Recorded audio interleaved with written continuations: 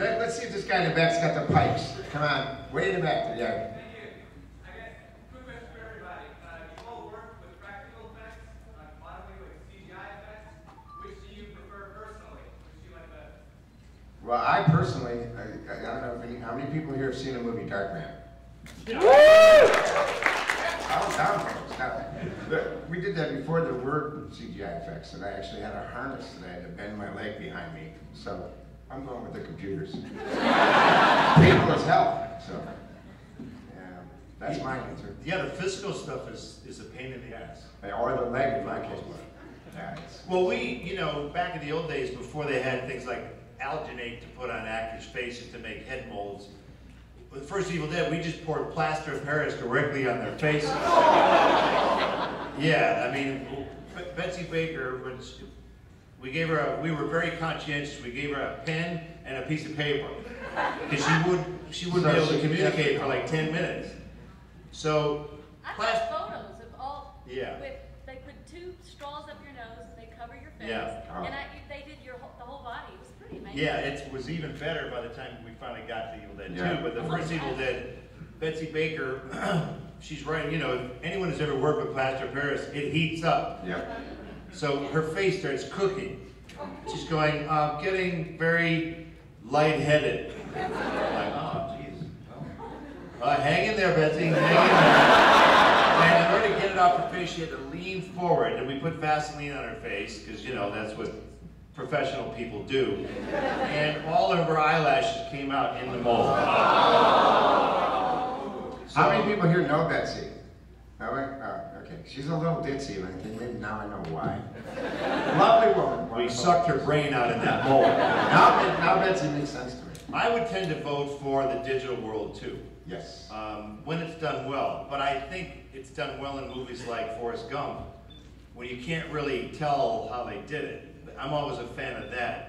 I don't need to have special effects go, look at me, I'm from Louisville, I think it's better when it's part of the story. Like there are actors out here who think the guy from Forrest Gump has no legs. Yeah. They probably think that very good actor has no legs. They didn't have any idea. So I like that type of effect where you use it for storytelling. But that's just me. Yes, sir, right here in the front. All the years y'all been doing these conventions, and since the films, has it just blown your mind that what you said, a low-budget movie would become a phenomenon that it has become? We've all talked about that today. And, when we made this movie, Evil Dead 2 25 years ago, none of us thought that we'd be here today, believe me. I mean, well, first of all, we thought Sam would kill us. And survive the shoot first. Yeah, we had to survive the shoot first, but no, Cassie and I, about the first things we said to each other, because we haven't seen each other in 25 years. Yeah. We haven't seen each other Since the set, since they were on the set. Yeah, it's the first time we see each other. No, we had no idea it would. I missed him so much.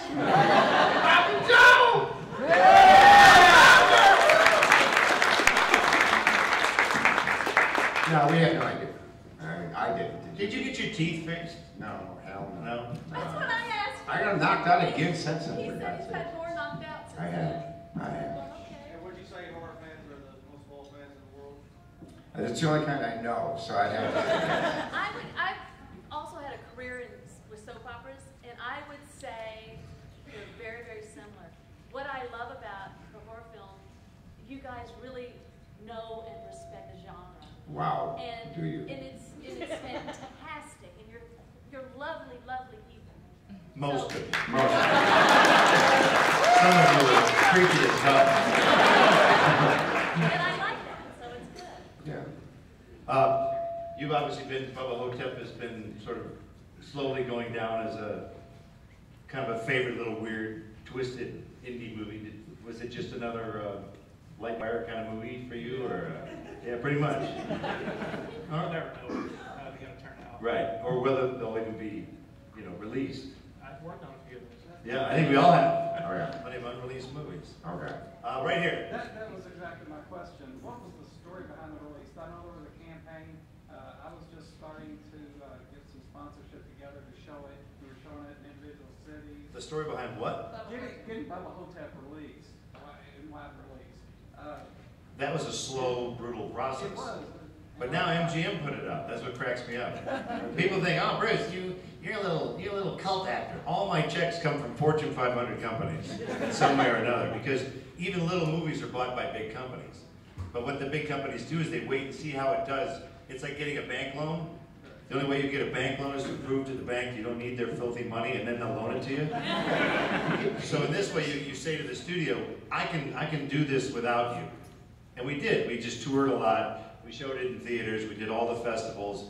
And it started to get some stinking reviews. And so finally, MGM stepped up and did it. And Don Coscarelli, much to his credit, he's very stubborn, as you know, but very determined. And Don did he did his own release of his own movie in a completely professional manner. I mean, he was tracking theaters and getting on the phone and yelling at theater owners for not paying him. I mean, that's a lot of work from a filmmaker. It was a very grassroots thing. Completely. For a while. It was. And there was such great acting in it. Ossie Davis and yourself, and the way you played Bob Hook was awesome. And for it not to have had a wide release. Well, it got wide enough for what it needed for that movie. You know, if a movie's $200 million, yeah, everybody in America has got to see it 8 times.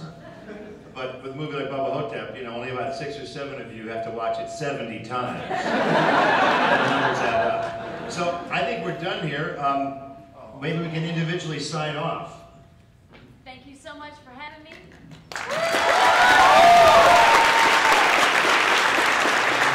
Thank you guys for all being so damn nuts. And Yes. Thank you. Thank you. Thank you. You're all great. Right on.